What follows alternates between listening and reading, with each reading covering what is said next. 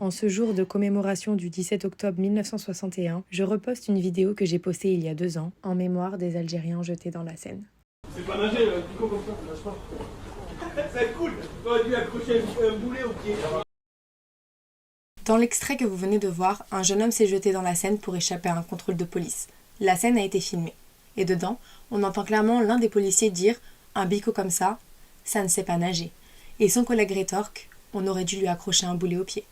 Alors non, cette vidéo ne date pas du 17 octobre 1961. Elle a été tournée le 26 avril 2020 et ces policiers ont écopé de seulement 5 jours d'exclusion.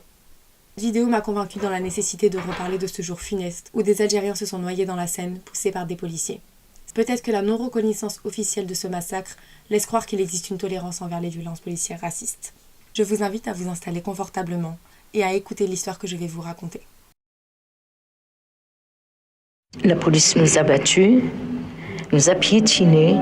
Essayer de se mettre en arrière, la rambarde étant plus petite, il n'y avait qu'à les pousser par-dessus, ou si ça allait pas assez vite, les prendre par les pieds et les balancer par-dessus. J'ai entendu un Algérien dire qu'il y a des morts à Nanterre, vu que j'ai vu les premiers morts rue des Pâquerettes. Ils m'ont brûlé avec les chalumeaux, ils m'ont frappé à coups de trousse, ils m'ont frappé à coups de bâton, ils m'ont donné de l'eau avec de l'eau de javel.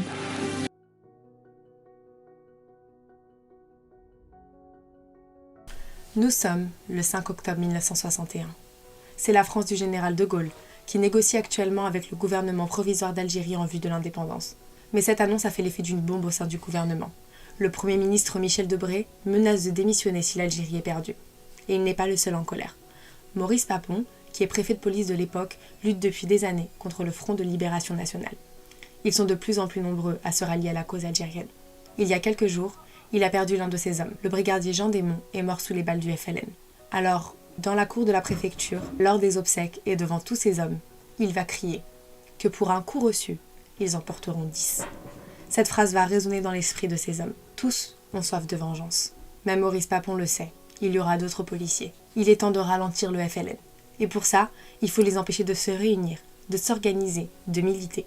Son communiqué de presse est prêt. Tout à l'heure, il annoncera un couvre-feu aux Algériens. Il ne peut pas vraiment l'écrire, parce que ce serait contraire aux lois de la République de ne l'imposer qu'aux Arabes. Mais il pense que le message passera. Il y a écrit « Il est conseillé de la façon la plus pressante aux travailleurs algériens musulmans de s'abstenir de circuler la nuit dans Paris, et plus particulièrement entre 20h30 et 5h30 du matin. » 17 octobre 1961, 17h. Il paraît que les Algériens sont en train de se réunir un peu partout dans Paris. Une des jeunes recrues interpelle son commandant. « Chef, ça a commencé à Nanterre. Il y a des hommes, des femmes, des enfants. Il paraît qu'ils ont mis leurs plus beaux habits. Chef, il faut faire quelque chose. » À ce moment-là, les équipes policières sont en effervescence. L'heure de la vengeance a sonné. Cellule du FLN. Mohamed Zouaoui est en train de réunir ses hommes. Il a parlé au syndicat des travailleurs algériens. Et ils se sont tous mis d'accord. Le couvre-feu imposé par Maurice Papon est un acte raciste. Depuis la Constitution de 1958, les Algériens sont considérés comme des citoyens à part entière. Maurice Papon a employé les mots « s'abstenir » et « fortement recommandé », avouant son racisme à demi-mot. Mohamed Zouaoui est né à Sidi Bel Abbès, en Algérie. Il a décidé de continuer ses études en France. Et pendant tout ce temps, il a milité clandestinement au sein du FLN. Il a gravi les échelons à une vitesse folle. La police française ne cesse de courir derrière l'insaisissable Mustapha Lenoir. Dans sa note express au Parti communiste français, il insiste sur l'importance que les promeneurs algériens soient rejoints par des militants français afin de manifester pacifiquement le 17 octobre, ainsi que de s'interposer en cas de violence policière. Le message était clair. Les Algériens doivent sortir dans les rues. Hommes, femmes, enfants, ils doivent porter leurs plus beaux habits. Et surtout, ne pas posséder d'armes. Il s'agit d'une manifestation pacifique. La répression de Papon a assez duré. Les Français doivent se rendre compte de ce qu'il se passe en ce moment à Paris et de l'autre côté de la Méditerranée. Alors, en boycottant ce couvre-feu raciste, Maurice Papon doit comprendre. L'Algérien ne se taira plus.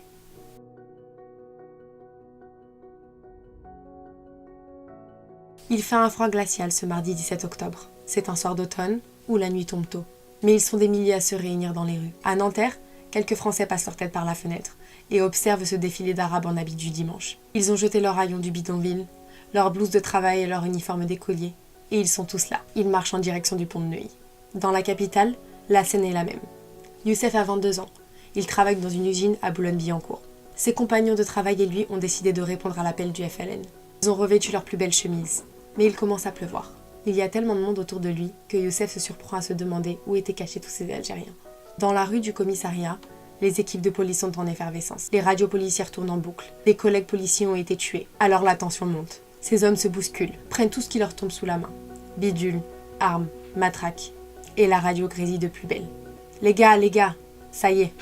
Les ratons sont sur les Champs-Élysées. À la radio, ils annoncent de nouvelles attaques de CRS. Alors, la haine prend le dessus.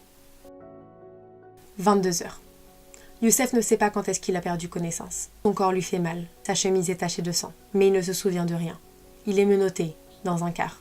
Il a du mal à reprendre ses esprits. Pendant une demi-seconde, il regrette de ne pas être resté chez lui. Mais cette pensée disparaît au moment où il entend des lamentations.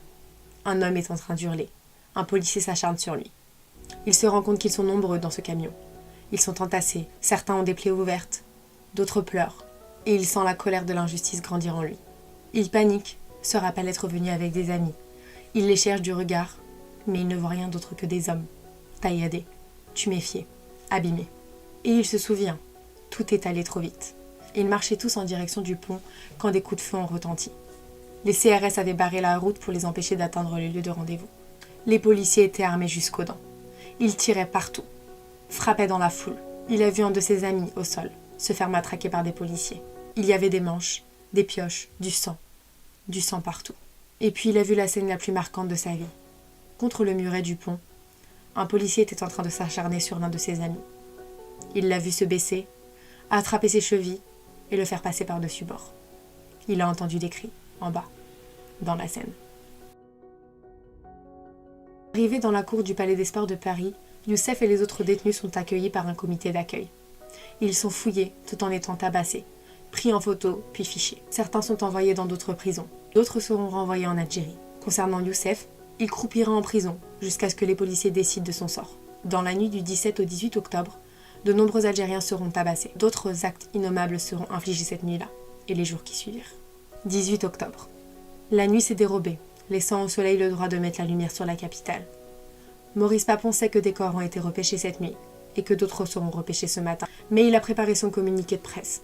Dedans, il indique que la police a dû faire face à une manifestation du FLN, que des coups de feu avaient été tirés et que la police avait dû répliquer, faisant 2 morts et plusieurs blessés. Ce matin, tous les journaux parlent de la manifestation d'hier soir, s'en tenant au communiqué officiel faisant état de 2 morts. Elie Kagan, photographe qui était présent lors des manifestations, est en train de développer ses photos. Hier soir, il a dû cacher sa pellicule pour éviter que les policiers la détruisent. Il a passé une nuit terrifiante. Il a vu des Algériens être tabassés, être parqués dans des cars, vu un homme blessé agoniser sur un banc.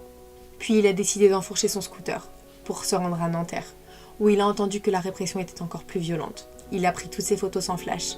Certaines sont floues, mais les autres racontent à sa place. Alors ce matin, il a appelé ses contacts dans les médias. Et lorsqu'il a vu les regards ahuris devant ses photographies, il a tout de suite compris. Personne ne veut voir la violence, même en noir et blanc. Le 19 octobre au matin, les médias publient des versions plus détaillées. Pour la première fois, les journalistes se rendent dans les bidonvilles où vivent les Algériens. Et y découvrent des violences policières qui existaient bien avant le 17 octobre 1961. 60 ans après, le nombre de morts est toujours flou. Le bilan de 2 morts servis par Papon a été remplacé par celui de 38, selon les études de l'historien Benjamin Stora. Mais d'autres chiffres sortent, allant jusqu'à 200. De nombreux Algériens ne sont jamais revenus de cette nuit du 17 octobre. On compte de très nombreux disparus. Hier, Emmanuel Macron s'est rendu sur le pont de Bezons pour faire hommage aux victimes qui ont été noyées dans la Seine, mais ceci ne vaut pas une reconnaissance officielle. À savoir que Maurice Papon n'a jamais été jugé pour ses ordres donnés le soir de cette manifestation. D'ailleurs, il félicitera même ses troupes, disant que leur mission avait été parfaitement accomplie. En 1991, interrogé sur les photographies prises cette nuit, il répondra « Les photographies d'Elie Kagan, je n'y crois pas. C'est un montage. » Il faudra attendre les années 1990 pour voir les premiers films qui traitent de ce sujet. En 2012, François Hollande est le premier président à reconnaître cet événement comme une répression sanglante. Il y ajoute que la République reconnaît avec lucidité les faits. Cette vidéo est dédiée aux mémoires des hommes, femmes et enfants qui ont défilé pour l'indépendance.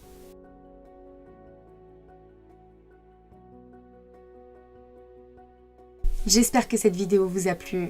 J'ai décidé de romancer cette histoire, même si malheureusement ce sont des événements qui sont très douloureux. J'espère qu'en faisant ça, je rends ce contenu plus accessible, même aux jeunes qui ne savent pas forcément ce qui s'est passé ce soir-là. À savoir qu'il ne s'agit pas simplement d'Algériens qui ont été noyés dans la Seine. Surtout, il s'agit d'une occultation totale de la mémoire, car cet acte n'a toujours pas été reconnu. Si vous souhaitez plus d'informations, sachez que j'ai découvert de nombreux livres et même une BD très intéressante concernant ces événements. Je vais tout vous mettre dans la barre d'infos. N'hésitez pas à me dire si vous avez aimé cette vidéo, likez, partagez et puis on se retrouve la semaine prochaine. À bientôt!